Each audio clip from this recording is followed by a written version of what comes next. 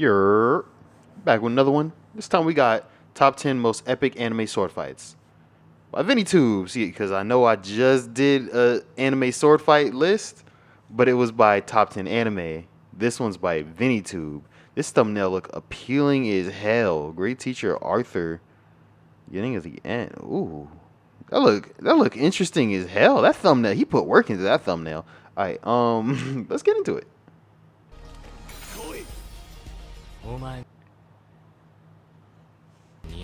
These opinions gonna be a lot different from top 10 anime. Fights and gunfights, so how about sword I'm pretty sure that was a fights? main character Swords are cool, list too. That's why. That, and I think the sword fights create a unique opportunity for choreography that the other types of battles don't. And what better item to represent anime than good old swords of all variants? Let's not waste any more time and get slashing with the 10 most impactful sword fights in anime. Let's begin with Yato versus Rabo. Noragami? I gotta watch this. I've been told to watch this several times, but I have a hell of a backlog at this point. Noragami is such an underrated I keep gem. starting It shit was and one not of my finishing favorites it. in Like, the I need to season when finish it was it. airing, and I feel a bit sad that it's generally being forgotten these days. I've loved action shows that dealt with the supernatural since forever, but I think that Noragami has a certain moral and philosophical edge that gives people another incentive to watch it. The first season of the show ends with an anime original filler that actually gave us one of the best fights of the season. Despite Yato only knowing one real move, Noragami excels in the showcasing of powers and unique applications of weapons, and this fight is one of the prime examples of that. At the end, it is ultimately a fight with more focus on the character drama instead of the actual fighting, and created one of the most touching scenes in the first season, second only to Yukine's absolution. Once the drama's been dealt with, Yato just finishes off his opponent quickly to end Noragami's So they're just throwing version of around Rurouni 180 Kenshin's caliber first arc. penises? That's what they're doing?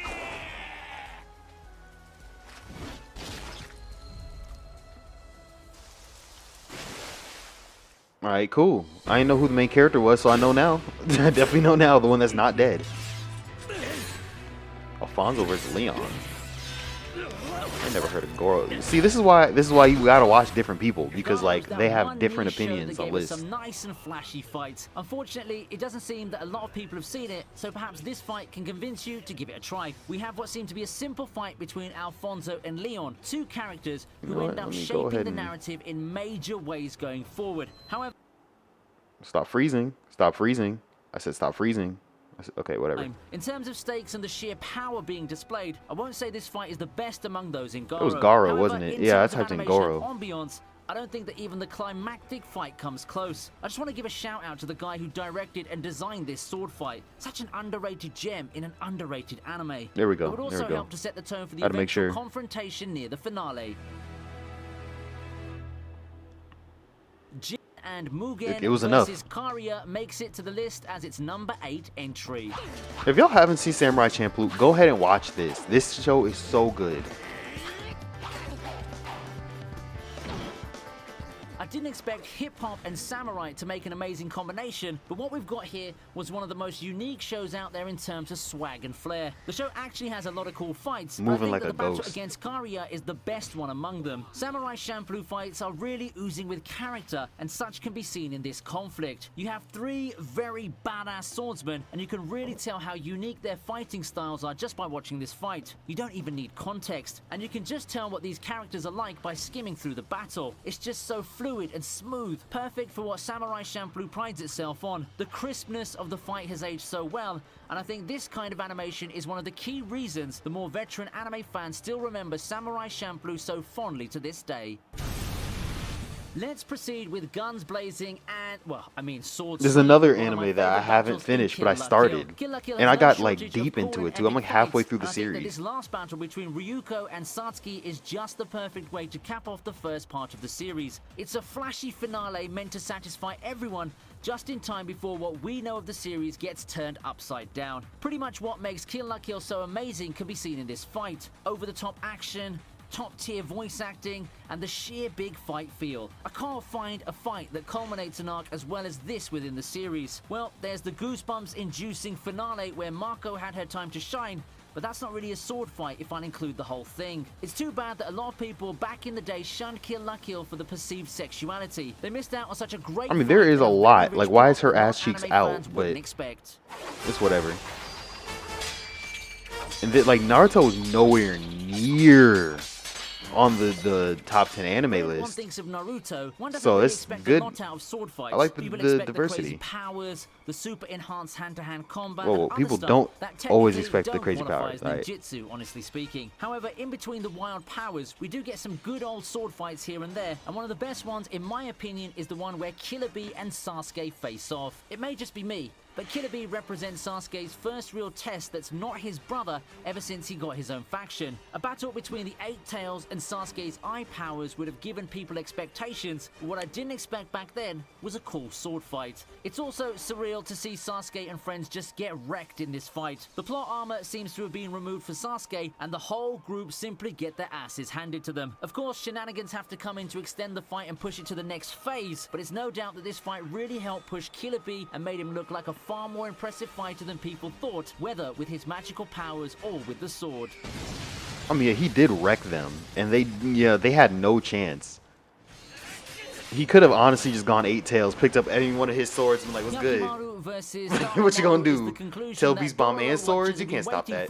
And it didn't disappoint in the slightest. I really like the take they did on Dororo when they modernized it. They modified some traits with the characters, and all that made this final battle a lot more exciting and immersive for me. It's been a long time coming for Hyakimaru and his quest to make his body whole again, and the ending of his journey leads him to a final confrontation with his own brother. The stakes just seem a lot higher, and it's poetic. Bro, how you got 3 eyes to target and you miss every single one of them?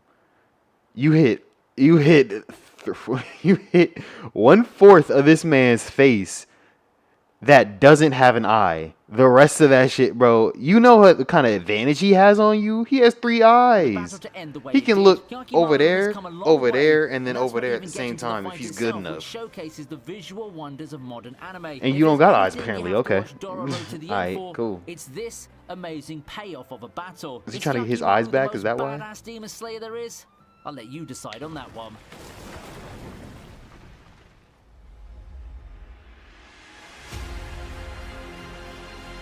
Heaven's Feel is just a treat for the eyes. With all the fake media out there, Saber and Berserker had their fair share of skirmishes with one another. Among all of them, I think my favorite one is the Heaven's Feel version. You wouldn't expect someone as big and burly as Berserker to be this agile, but he was able to match Saber blow for blow while simply showing his combat prowess, one that ends up being more than what Saber can handle. This Berserker is just a lot more cunning and skillful than what anyone would expect. It's truly an impactful fight in both story and meta sense. In universe, it represents Ilya's official entry as a formidable master. As for us, the viewers, it's also not every day that you can see animation as flashy and breathtaking as this. Seeing the movie at the cinema was a real treat too, and I think this fight really helped set the tone for the rest of the movie, which is great because the Heaven's Feel movies are just a wild ride the rest of the way.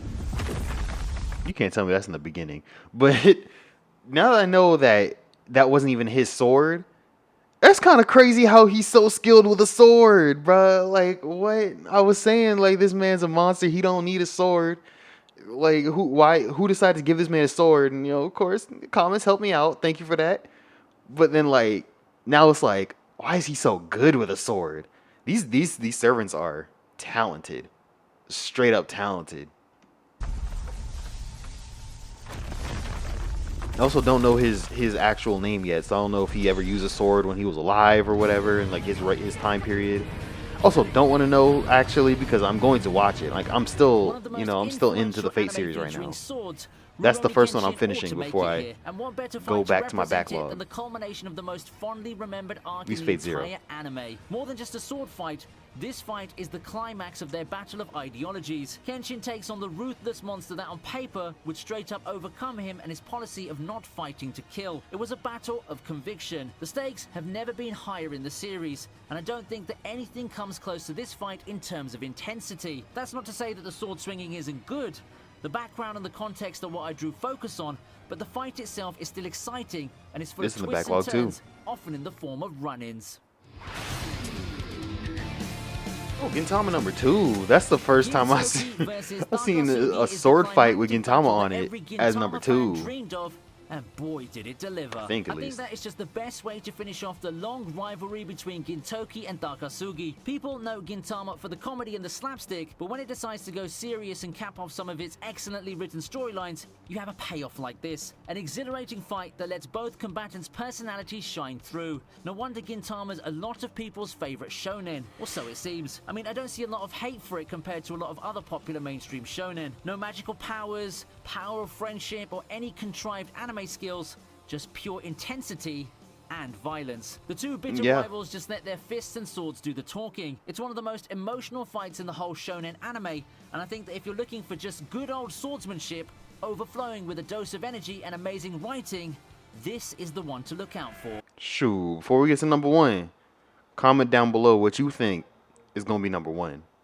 Cause me personally, I don't know. I'm lost now. I'm lost. I don't know what the hell could be number one. It could be like Zoro versus the guy in Wano. I forgot his name.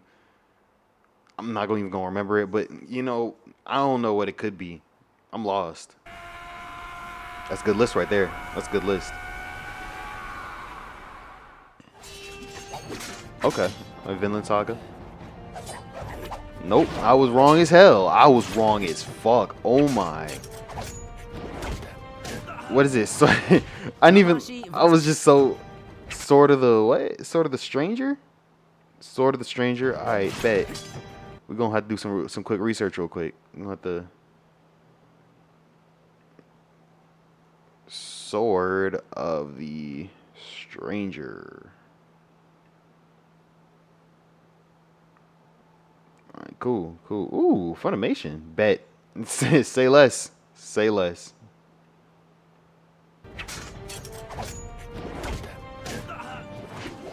Nanashi versus Luo Lang makes it to the first place on today's list. I think that it's fitting to have this fight on this list. Yeah, I know I've talked about this fight a few times now, but even through a decade and a half, this fight is still one of the best sword battles out there. It's aged. Also, forgot to mention, if y'all haven't subbed yet, sub. Go ahead, sub. Alright? Do that. Beautifully, and much of that has to do with the production values and passion that you can see from the animators. It's yet another captivating fight brimming with emotion and enhanced by the beautiful visuals and sound production. This might be like is perfect, and that's the same studio from a theatrical production that made Vinland Saga. Would it be fair for me to say that this is one of the most impactful sword fights because it just raised the bar for the rest of them? I think it definitely is. The intensity, all that sweat.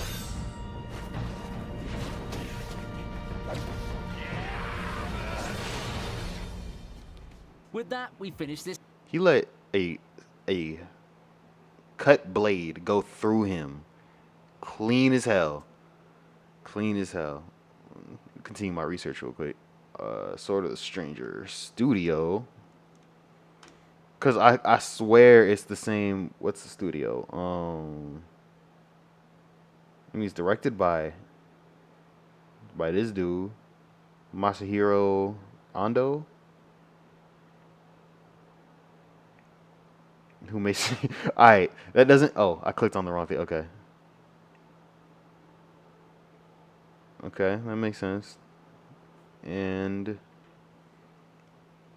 Vinland Saga studio.